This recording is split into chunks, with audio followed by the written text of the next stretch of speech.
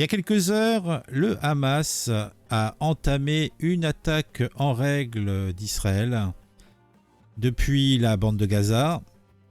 Surprise, a priori, pour les autorités israéliennes.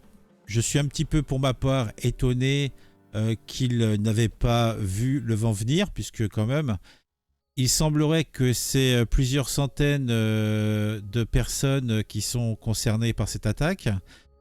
Il semblerait qu'il y ait eu des passages d'individus par bateau, par la route, même avec l'usage du LM. Et maintenant, après ce qui est normal, une surprise initiale, les autorités ainsi que les forces armées du pays reprennent petit à petit la main sur la situation. Mais il y a quand même de grosses conséquences immédiates avec des pertes de personnes. Bien sûr, la conséquence initiale, c'est donc ces pertes, mais il va y avoir les répercussions politiques au point de vue international. Il va y avoir, comme d'habitude, ceux qui sont pour les uns, pour les autres. Alors soit pour le vilain État qui n'est que l'émanation du colonialisme européen, somme toute, ou ceux qui soutiennent justement Israël dans ses frontières, dans sa politique, et tout cela est bien triste, bien dommage. Je ne vais pas rentrer dans les détails plus que ça, puisque j'avais prévu de faire un live ce soir sur les coups de 20h30, 21h, et on consacrera notre live à ce sujet principalement. Donc on pourra tout à loisir se concentrer là-dessus. Là, c'est simplement un point pour voir où nous en sommes. Je ne vais pas rentrer dans des notions de victimes. Il y a eu déjà plusieurs dizaines de victimes israéliennes. Les répercussions immédiates, à n'en pas douter, ça a été des bombardements sur la bande de Gaza. Donc évidemment, on peut multiplier les victimes par 5, 6, sans aucun problème. Et puis, dans les jours à venir, ça va continuer, puisqu'il est bien évident qu'un État souverain ne peut et ne va pas accepter ce genre de choses.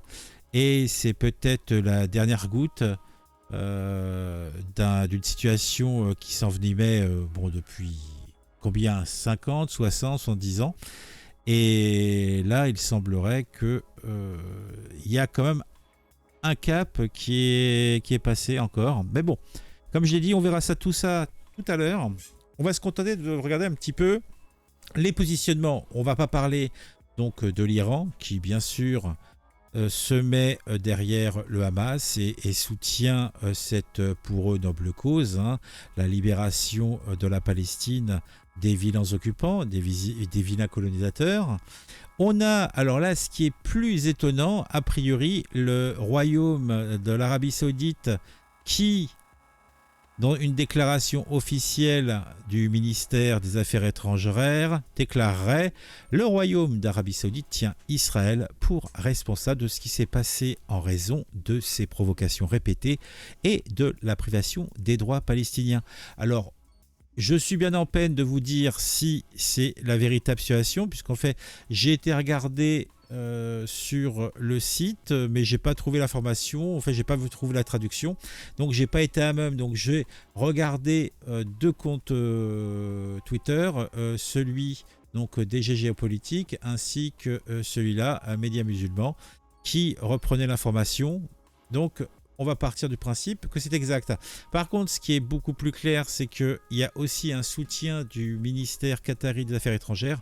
Nous tenons Israël, seul responsable de l'escalade actuelle en raison des violations constantes. La dernière en date, les raids répétés contre la mosquée d'Al-Aqsa. Donc tout cela n'est pas beau, bien sûr. Alors, pour venir sur le territoire français, on a la France Insoumise qui est entre deux eaux dans son appel, dans sa déclaration, donc qu'on va lire: Israël-Palestine pour une paix juste et durable, stop à l'escalade. Communiqué de presse du groupe parlementaire. L'offensive armée des forces palestiniennes menée par le Hamas intervient dans un contexte d'intensification de la politique d'occupation israélienne à Gaza, en Cisjordanie et à Jérusalem-Est. Nous déplorons les morts israéliens et palestiniens. Nos pensées vont à toutes les victimes. L'escalade actuelle risque d'entraîner un cycle de violence infernale. La France, l'Union européenne et la communauté internationale doivent agir sans délai pour empêcher cet engrenage. Dans les médias, il faut obtenir un cessez-le-feu et la protection des populations. Toutes les parties doivent revenir à la table des négociations pour qu'une paix juste et durable voie le jour. Les résolutions de l'ONU, à commencer par la fin de la colonisation, doivent être activement mises en œuvre.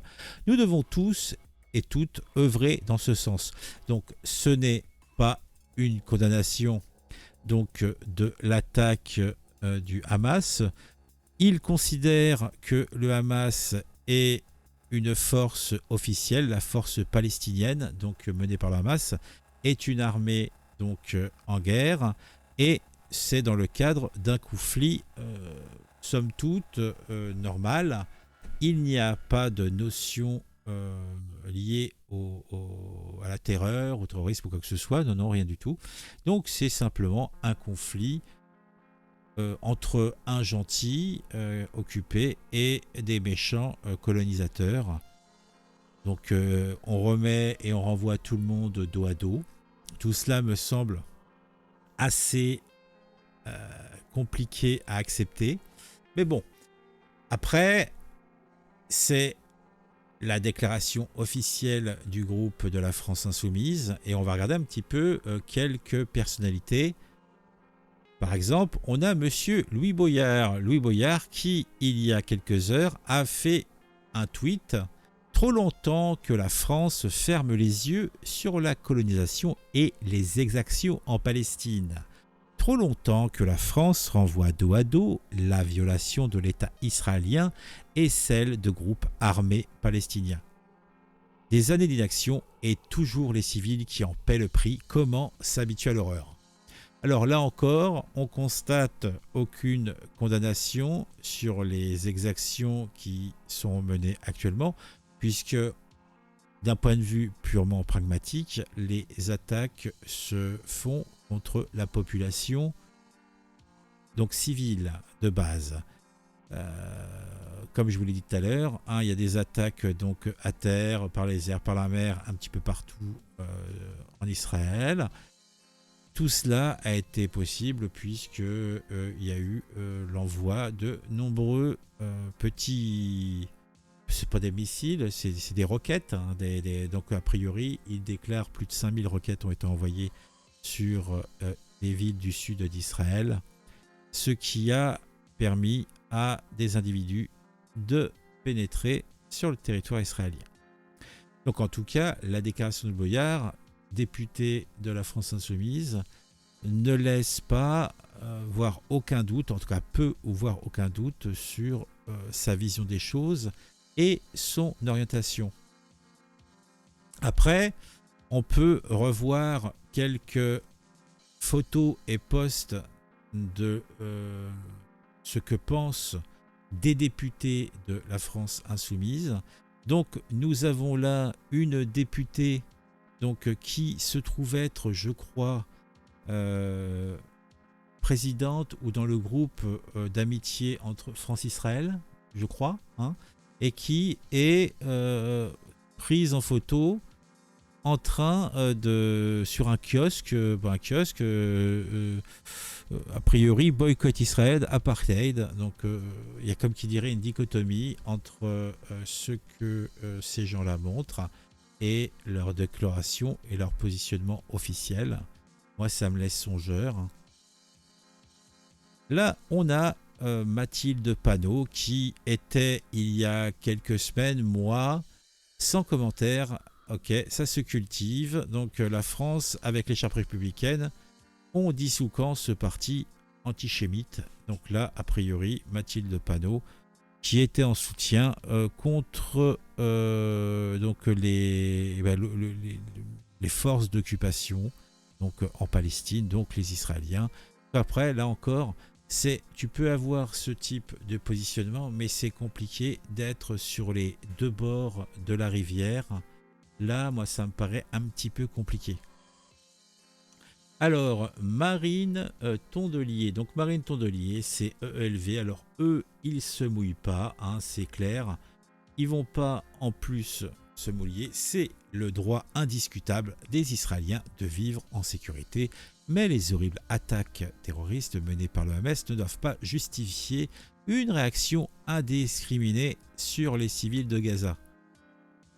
Bah, disons que comme le Hamas se mélange et est au milieu de la population, à chaque fois, bah, ça s'est passé comme ça. En fait, le mur de bombes va aller frapper, somme toute, les civils. Il ne peut point en être autrement. Et c'est peut-être là encore aussi une pensée du Hamas de réactiver un petit peu la machine à pleurs. Même effectivement, si c'est pas très beau, ça n'en reste pas moins quand même. Mais bon. On en reparlera tout à l'heure. En riposte aux frappes du Hamas, Israël a lancé l'opération Glaive de fer et a commencé à bombarder Gaza. L'armée israélienne a confirmé que plusieurs dizaines de ses avions de combat frappaient actuellement un certain nombre de cibles du Hamas sur ce territoire. Nous sommes en guerre et nous gagnerons, a également déclaré le Premier ministre israélien Benjamin Netanyahou dans un message vidéo. On a fait, voilà, donc c'était un point rapide de... J'ai pas voulu rentrer dans les détails, j'ai pas voulu aller dans le sordide. On s'intéressera, on regardera les vidéos tout à l'heure en live. On fera un point un petit peu plus précis. Et on pourra s'étendre un petit peu. Là, je voulais être, somme toute, reporter un petit peu l'information, vous tenir au courant, et puis on se retrouve très vite. Ce soir en live sur la chaîne secondaire. Le lien est dans la description. À très très vite. Si vous avez apprécié cette vidéo, n'hésitez pas à mettre un j'aime, à mettre un commentaire. C'est bon pour le référencement. C'est bon pour l'interaction. Sinon, vous pouvez également vous abonner. Si ce n'est pas encore fait, vous activez la petite cloche. N'oubliez pas, c'est important. Ça vous permet d'être mis au courant quand je sors une nouvelle vidéo. À ce soir pour le live, 21 h sur la chaîne secondaire. À très vite.